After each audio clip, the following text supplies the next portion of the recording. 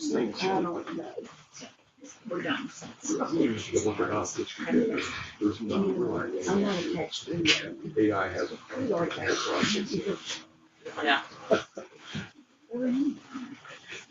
right, we'll get started.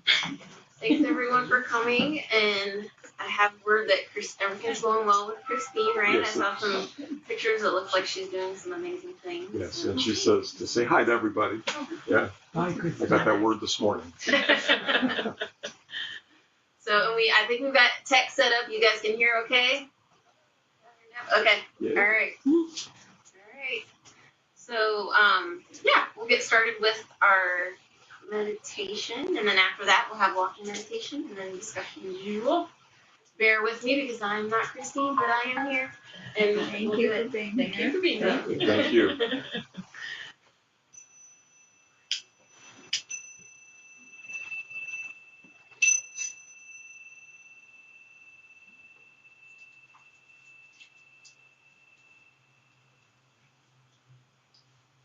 Find a comfortable position. You don't need to be perfectly still. You just need to be here.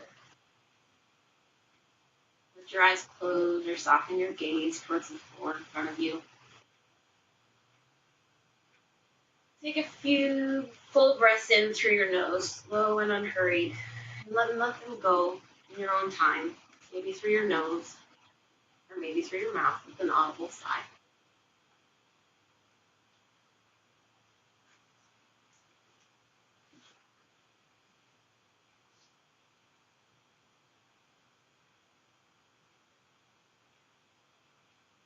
Our readings this week asked us to spend some time with a topic that might feel out of place. We're moving into the heart of summer, and outside things are loud with aliveness. The leaves are full and heavy on their branches. The lawns are green. The days are stretching longer and warmer into evening. Everything seems to be in a hurry to grow, to bloom, and to be.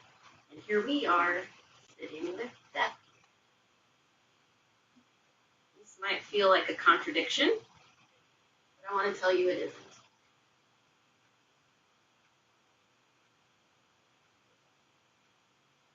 Summer knows things about letting go that we rarely give it credit for. Let's picture an apple tree in June. It is, by every measure, alive, thriving. The branches are loaded, the roots are drinking deep, taking in all the recent rains, and yet, even now, in this peak season of growth, the tree is releasing. It's letting go of dead wood or branches that grew in the wrong direction, and perhaps most striking, fruit. Whole, small fruits, not yet ripe, dropped deliberately. There's even a term for this. It's called June drop. The young fruits drop not because they're damaged, but because the tree innately knows it cannot bring everything to fullness.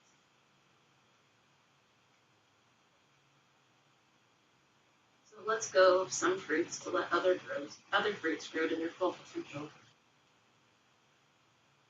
The tree doesn't wait for autumn to shed what doesn't serve it, and it doesn't hang on in vain trying to sustain what it cannot. It sheds constantly alongside its growing knot instead of it.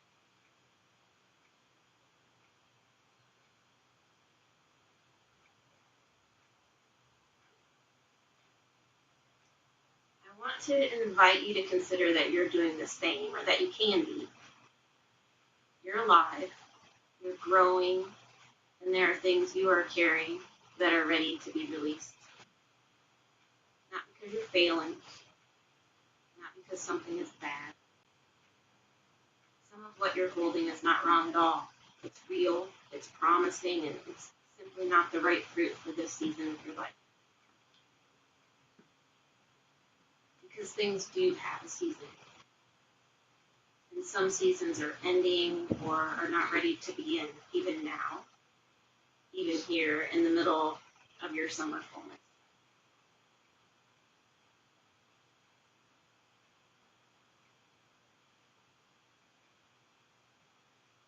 Take it a little deeper. Bring your attention to your breath, and you don't need to control it, just notice it. Notice that every breath has two halves. There's the inhale, the taking in, and the exhale, the release. You can't hold your breath forever.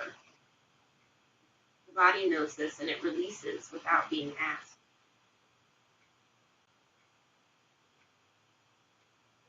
So what if you could do that with other things?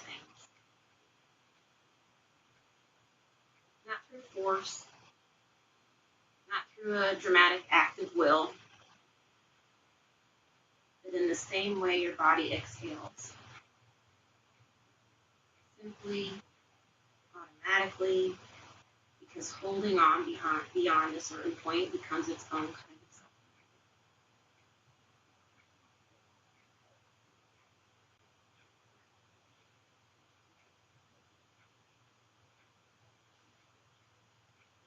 Pay attention to how you're sitting right now and notice areas of tension or tightness. What are you still carrying that has already done its work?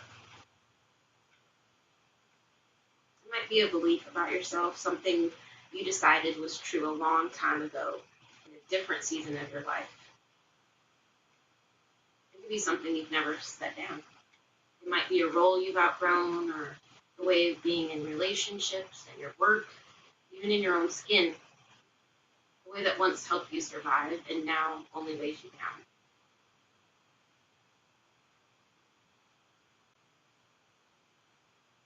It might be grief. Not the grief itself, because grief is living and necessary, but maybe a particular story inside that grief. One you've told yourself so many times, it started to feel like a fact.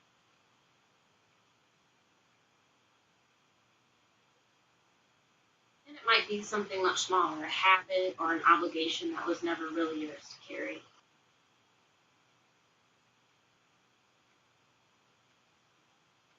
You don't even have to name it perfectly. You don't have to have it all figured out. But just notice if you sense its presence within the tension. And notice if something is rising to the surface. And let it be present without grasping at it.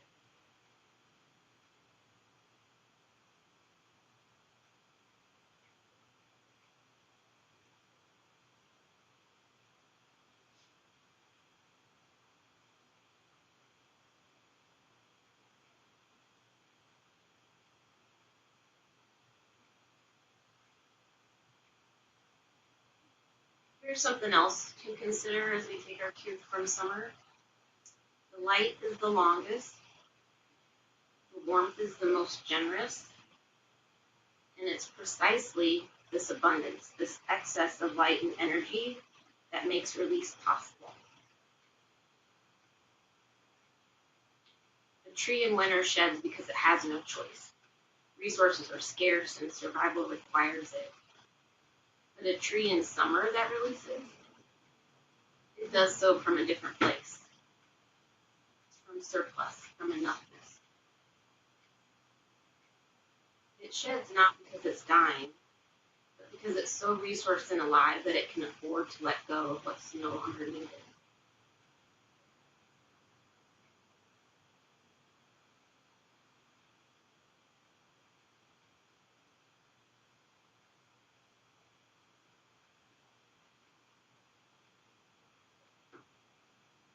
So what if your release right now could come from that same place?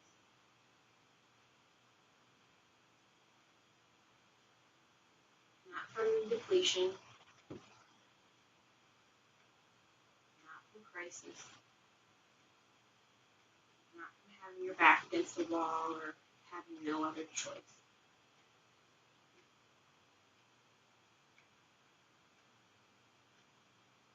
But from a moment of genuine sufficiency, the recognition that you have enough and you are enough.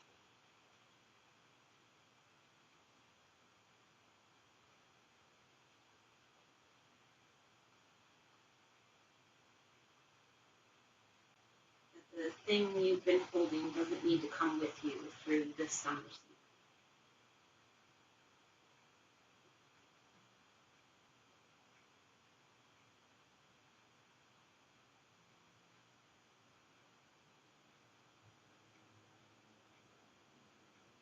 Let's just sit with this for a few moments.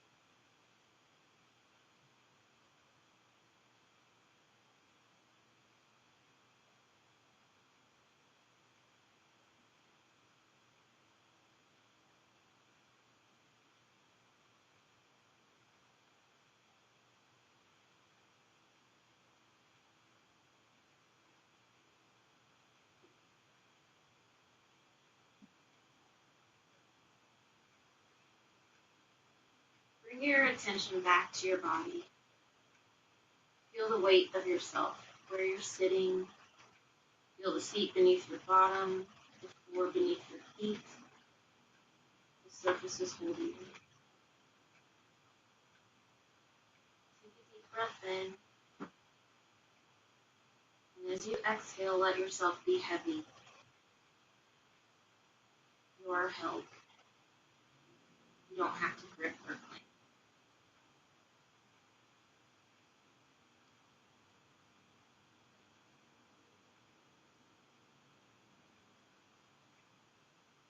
Now bring to mind the thing you noticed earlier.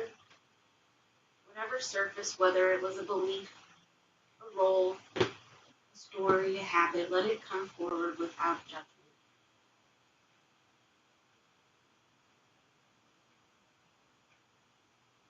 In your mind's eye, look at it the way you might look at a leaf that's already turned. There's no blame in it. The leaf was green once. It did what leaves do. It did its job. It was real. And it was useful. And it's ready to be released now.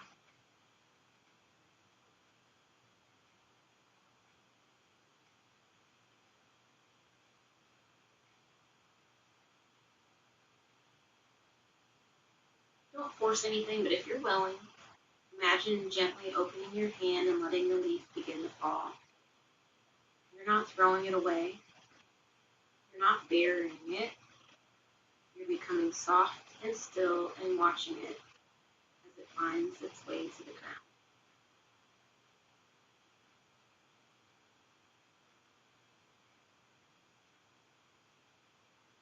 Release or death, when we talk about it this way, is not an ending.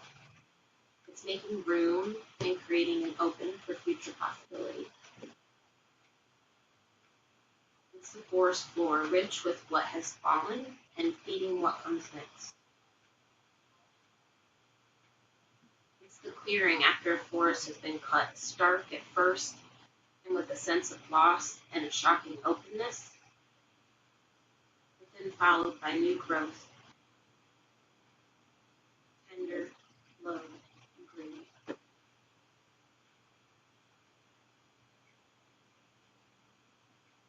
Perhaps you are that clearing.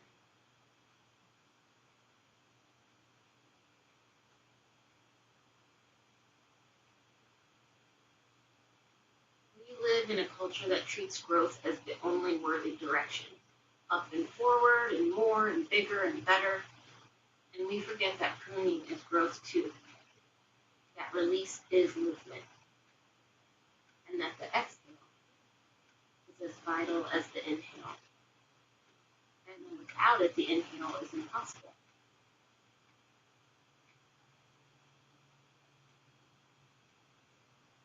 You don't have to wait for winter to do this work.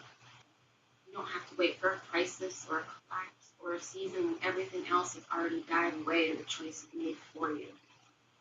You can do it now, in the middle of your living, in the fullness of your soul.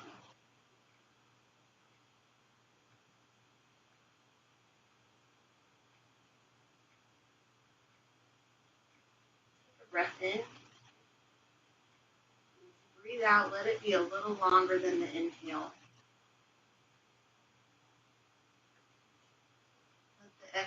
extend slowly as if you're breathing out something you're ready to put down. And just stay here, breathing in and out slowly.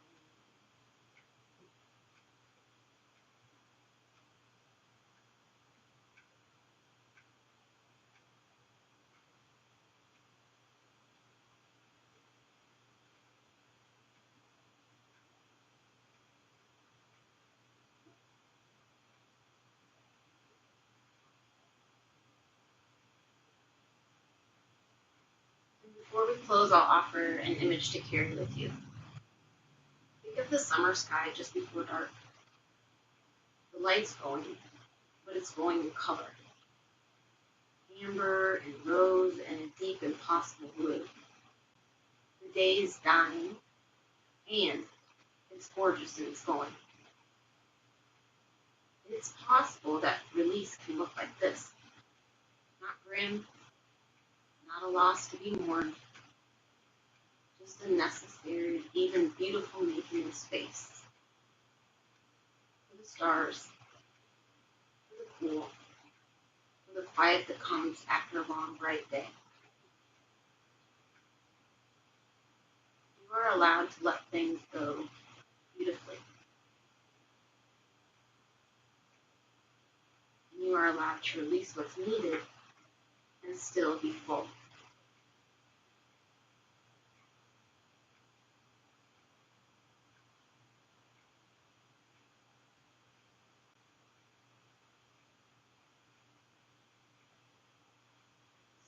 Slowly and gently begin to bring your awareness back to the room.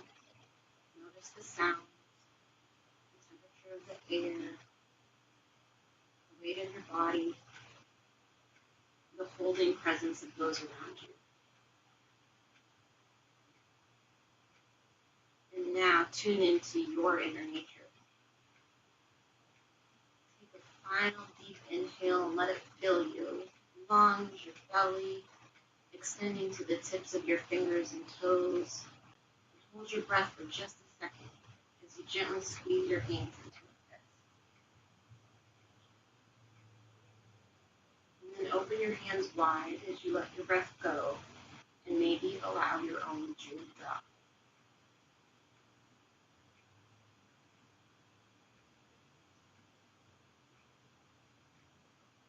Take your time and open your eyes.